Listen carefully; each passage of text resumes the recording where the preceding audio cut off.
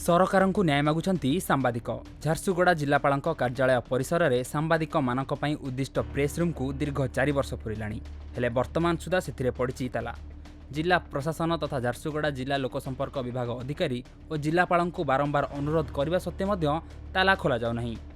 Press ରୁମ୍ରେ ଯେଉଁ ବ୍ୟକ୍ତି ତାଲା ପକାଇଛି ଏ ସମ୍ବନ୍ଧରେ ଖୋଦ୍ ଜିଲ୍ଲା ସୂଚନା ଓ ଜନସମ୍ପର୍କ ଅଧିକାରୀ ଅସହାୟତା ପ୍ରକାଶ କରି ଉପଯୁକ୍ତ କାର୍ଯ୍ୟାନୁଷ୍ଠାନ ପାଇଁ ଝାରସୁଗୁଡ଼ା ଜିଲ୍ଲାପାଳଙ୍କୁ ଏକ ଲିଖିତ ଅନୁରୋଧ କରିଛନ୍ତି। ସୂଚନା ସଂଗ୍ରହ ପାଇଁ ଜିଲ୍ଲାପାଳଙ୍କ କାର୍ଯ୍ୟାଳୟକୁ ଆସୁଥିବା କାର୍ଯ୍ୟରତ ସାମ୍ବାଦିକମାନଙ୍କ ପାଇଁ ଜିଲ୍ଲାପାଳଙ୍କ କାର୍ଯ୍ୟାଳୟ ନିକଟରେ ଏକ ପ୍ରେସ୍ ରୁମ୍ ବ୍ୟବସ୍ଥା କରାଯାଇଥିଲେ ମଧ୍ୟ ଏହାର ସୁବିଧାରୁ ଏବେ ବି ବଞ୍ଚିତ ଝାରସୁଗୁଡ଼ାର ସାମ୍ବାଦିକମାନେ। ପ୍ରେସ୍ ରୁମ୍ର ଚାବି ସୂଚନା ଓ ଜନସମ୍ପର୍କ ଅଧିକାରୀ ଅଫିସରେ ରହିବା କଥା। ମାତ୍ର ପ୍ରେସ୍ ରୁମ୍ ଚାବି କିଏ ରଖିଛି, କାହିଁକି ତାଲା ପଡ଼ିଛି, ତାହା ଜିଲ୍ଲାପାଳ ମଧ୍ୟ ଏ ବାବଦରେ ମୁହଁ ବନ୍ଦ କରି ବସିଛନ୍ତି। ଝାରସୁଗୁଡ଼ା ଗୋଟେ ଶିଳ୍ପ ବିକଶିତ ଜିଲ୍ଲା ଏବଂ ଝାରସୁଗୁଡ଼ାରେ ସ୍ଥାପନ ହୋଇଥିବା ବିଭିନ୍ନ ଖଣି ଆଉ ଶିଳ୍ପାଞ୍ଚଳରୁ ଝାରସୁଗୁଡ଼ାର ଏ ପାଇଁ ଗୋଟେ ସ୍ୱତନ୍ତ୍ର ପାଣ୍ଠି ବି ରହୁଛି।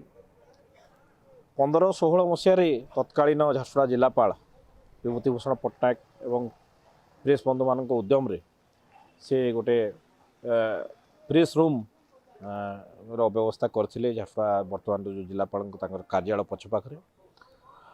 କିନ୍ତୁ ବିଭିନ୍ନ କାରଣରୁ ସେଟା କିଛି ବର୍ଷ ହେଲାଣି ବନ୍ଦ ହେଇକରି ପଡ଼ିଛି। ଏବେ ଦେଖାଯାଉଛି ଯେ ଝାରସୁଗୁଡ଼ାରେ ସାମାଜିକ ସାଂସ୍କୃତିକ ଏବଂ ରାଜନୈତିକ କାର୍ଯ୍ୟକ୍ରମ ଯେତେବେଳେ ବଢ଼ିଛି ସେତେବେଳେ ପ୍ରେସ୍ ବାଲା ଯେ ଯେଉଁମାନେ ୟାକୁ ସମାଜକୁ ଲୋକଙ୍କ ପାଖକୁ ପହଞ୍ଚାନ୍ତି ତାଙ୍କ ପାଇଁ ଯେଉଁ ଭବନ ବ୍ୟବସ୍ଥା ଥିଲା ବା ତାଙ୍କ ପାଇଁ ରେଷ୍ଟ ରୁମ୍ର ଯେଉଁ ବ୍ୟବସ୍ଥା ଥିଲା ସେଇଟା ବର୍ତ୍ତମାନ ବନ୍ଦ ହେଇଯାଇଛି ଏବଂ ସେମାନେ କେତେବେଳେ କେଉଁ ଅଫିସର ପ୍ରାଙ୍ଗଣରେ, କେଉଁ ଗଛ ମୂଳେ, କେଉଁ ଚାହା ଦୋକାନରେ ସାମ୍ବାଦିକମାନଙ୍କୁ ଯେଉଁମାନଙ୍କୁ ଆମେ ଗଣତନ୍ତ୍ରର ଚତୁର୍ଥ ସ୍ତମ୍ଭ କହୁଛୁ, ଅନ୍ୟ 3 ସ୍ତମ୍ଭ ପାଇଁ ତ ସରକାର ଏବଂ ଦେଶର ବ୍ୟବସ୍ଥା ସଠିକ୍ ଭାବରେ ଅଛି, କିନ୍ତୁ ଚତୁର୍ଥ ସ୍ତମ୍ଭ କୁହାଯାଉଥିବା ଗଣତନ୍ତ୍ରର ଯେଉଁ ପ୍ରେସ୍ ବନ୍ଧୁମାନେ ଗଛ ତଳେ ଠିଆ ହେବା ଏବଂ ଯେଉଁ ଯେତେବେଳେ ଦେଖାଯାଉଛି ଯେ ଆମର ଜିଲ୍ଲାପାଳ କାର୍ଯ୍ୟାଳୟଟା ଗୋଟେ ଭବ୍ୟ ନିର୍ମାଣ କରାଯାଇଛି, ସେଠି ଗୋଟେ ପ୍ରେସ୍ ରୁମ୍ ନଥିବାଟା ଏବଂ ଅନ୍ୟ ଜିଲ୍ଲାରେ ଦେଖାଯାଉଛି ଯେ ପ୍ରେସ୍ ଭବନ ବା ପ୍ରେସ୍ କନଫରେନ୍ସ ପାଇଁ ବିଭିନ୍ନ ଜାଗା ଅଛି ପ୍ରେସ୍ ବାଲାମାନଙ୍କ ପାଇଁ ବା ସାମ୍ବାଦିକମାନଙ୍କ ପାଇଁ, କିନ୍ତୁ ଝାରସୁଗୁଡ଼ାରେ ନଥିବାଟା ବା ଯେଉଁଟା ଅଛି ତାକୁ ପୁଣି ଚାଲୁ କରିବାର ଯେଉଁ ବ୍ୟବସ୍ଥା ନ କରିବାଟା ଅତ୍ୟନ୍ତ ଦୁଃଖର ବିଷୟ। ମୁଁ ପ୍ରାୟ ବାରମ୍ବାର ସବୁବେଳେ ପଚାରିଛି କି କେତେବେଳେ ଆପଣମାନଙ୍କ ପାଇଁ କୌଣସି ଅଫିସ୍ ନାହିଁ କି? ସାମ୍ବାଦିକ ବନ୍ଧୁମାନେ ପ୍ରାୟତଃ ଉତ୍ତର ଦେଇଛନ୍ତି କି ଆମର ଅଛି ବୋଲି, କିନ୍ତୁ ଆଜି ପର୍ଯ୍ୟନ୍ତ ଅଦ୍ୟାବଧି ପାଖାପାଖି 7 ମାସ 8 ମାସ ହେଇଗଲାଣି, କିନ୍ତୁ କୌଣସି ପ୍ରକାରର ସାମ୍ବାଦିକ ବନ୍ଧୁମାନଙ୍କୁ ଗୋଟେ ସ୍ଥାବର ସ୍ଥାନ କେଉଁଠି ନାହିଁ। ବିଗତ ଦିନରେ ଶୁଣିବାକୁ ମିଳିଥିଲା କି କୌଣସି ଜାଗାରେ ତାକୁ ଗୋଟେ ରୁମ୍ ଦିଆହେଇଛି, DIPRଙ୍କ ସହାୟତାରେ ତାକୁ ମିଳିଛି, କିନ୍ତୁ ଆଜି ପର୍ଯ୍ୟନ୍ତ ସେ ରୁମ୍ ତାଙ୍କୁ ହସ୍ତାନ୍ତର ହୋଇପାରିଲା ନାହିଁ। ମୁଁ ଜାଣିପାରୁନି ଯେ ଝାରସୁଗୁଡ଼ା ଗୋଟେ ଏତେ ବଡ଼ ଖଣିର ମାଲିକାନା ସତ୍ତ୍ୱ ଥିବା ସତ୍ତ୍ୱେ ଏଇଠି ପଇସା ଉଡ଼ି ବୁଲୁଥିବା ସତ୍ତ୍ୱେ ସାମ୍ବାଦିକମାନଙ୍କୁ କୌଣସି ପ୍ରକାରର ଥଇଥାନ କରାଗଲା ଭଳିଆ କୌଣସି ଜିନିଷ ଜଣାପଡ଼ୁନି।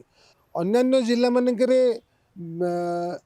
ଇଭିନ୍ ପ୍ରେସ୍ କ୍ଲବ୍, ପ୍ରେସ୍ ଭବନ ଭଳିଆ ଗୁଡ଼ାଏ ଜାଗା ତିଆରି ହେଇକି ଅଛି ବିଭିନ୍ନ ଜିଲ୍ଲାରେ। ମୁଁ ଯେମିତି ଯାଇଥିଲି ବଲାଙ୍ଗୀର ଜିଲ୍ଲାରେ ମଧ୍ୟ ପ୍ରେସ୍ କ୍ଲବ୍ ଗୋଟେ ବଢ଼ିଆ ରୁମ୍ ଅଛି। ଏଠି ଯଦି ବସିବା ପାଇଁ ବହୁତ ସ୍ୱତନ୍ତ୍ର ଜାଗା ଡନ୍ଲପ୍ ଫନ୍ଲପ୍ ନ ପଡ଼ିକି ବି ଯଦି ଅନ୍ତତଃ ଗୋଟେ ବସିବା ଭଳିଆ ଜାଗା ବି କରିଦିଆଯାଆନ୍ତା ସାମ୍ବାଦିକ ବନ୍ଧୁମାନଙ୍କ ପାଇଁ, ତାହେଲେ ଆଗତ ଦିନରେ ଜିଲ୍ଲା ସ୍ତରରୁ ଜିଲ୍ଲାର ପ୍ରତ୍ୟେକ କୋଣ ଅନୁକୋଣରୁ ଆସୁଥିବା ଲୋକମାନଙ୍କୁ, ଜନସାଧାରଣମାନଙ୍କୁ, ସାମ୍ବାଦିକମାନଙ୍କୁ କୌଣସି ସମ୍ବାଦ ଦେବା ପାଇଁ ବା ତାଙ୍କ ଦ୍ୱାରା କୌଣସି ସମ୍ବାଦକୁ ପ୍ରଚାର ପ୍ରସାର କରିବା ପାଇଁ ସାମ୍ବାଦିକମାନଙ୍କୁ ଅନ୍ତତଃ ଖୋଜିବାକୁ ପଡ଼ନ୍ତା ନାହିଁ। ସାମ୍ବାଦିକମାନଙ୍କ ପାଇଁ ନିହାତି ଭାବରେ ଗୋଟିଏ ସ୍ୱତନ୍ତ୍ର କୋଠରୀ ରହିବା ଅନିବାର୍ଯ୍ୟ ଅଟେ ଏବଂ ଏଥିପ୍ରତି ମୁଁ ଭାବୁଛି ଜିଲ୍ଲା ପ୍ରଶାସନ ନିହାତି ଭାବରେ ଧ୍ୟାନ ଦେବା କଥା। ସାମ୍ବାଦିକଙ୍କ ପାଇଁ ବସିବାକୁ ଜାଗାଟିଏ ନ ପାଇଁ ସାମ୍ବାଦିକମାନେ ଦୀର୍ଘ 4 ବର୍ଷ ହେଲା ଖରା ବର୍ଷାରେ ବହୁ ସମସ୍ୟାର ସମ୍ମୁଖୀନ ହେଉଛନ୍ତି। ସେହିପରି ସାମ୍ବାଦିକମାନେ ପ୍ରେସ୍ ରୁମ୍ ସମସ୍ୟା ସମ୍ବନ୍ଧରେ ଗତ ବର୍ଷ ଅଗଷ୍ଟ ମାସରେ CMO ଅଭିଯୋଗ ପ୍ରକୋଷ୍ଠରେ ଅଭିଯୋଗ କରିଥିଲେ। ଜିଲ୍ଲାପାଳଙ୍କୁ ତଦନ୍ତ କରି ରିପୋର୍ଟ ଦେବା ସହ ସମସ୍ୟାର ସମାଧାନ ନିମନ୍ତେ DIPR ଅଜୟ ଜେନାଙ୍କୁ ନିର୍ଦ୍ଦେଶ ଦିଆଯାଇଥିଲା। एने यार तदंत रिपोर्ट प्रदान करने जमापड़ी। तेबे रिपोर्टरू स्पष्ट होउछि जे जड़े सांबादिक दीर्घ 4 वर्ष है यह स्थान को माड़ी बसिଛନ୍ତି।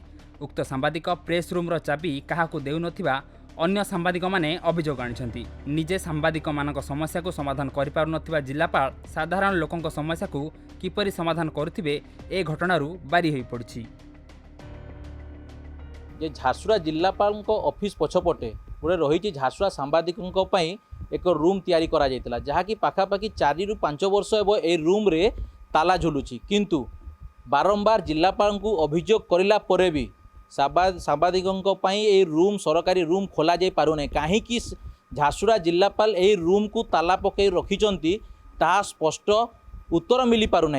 ये कि प्रकार सम्मान झारसुरा सांबादिकों जदि सांबादिकों जदि एभली सम्मान दिया जाउची ताहेले एटी जनसाधारणकर कौन ये अभियोग शुणाणी होतुबो। झारसुरारू प्रीतम पंडा को रिपोर्ट खबर ओडिशा।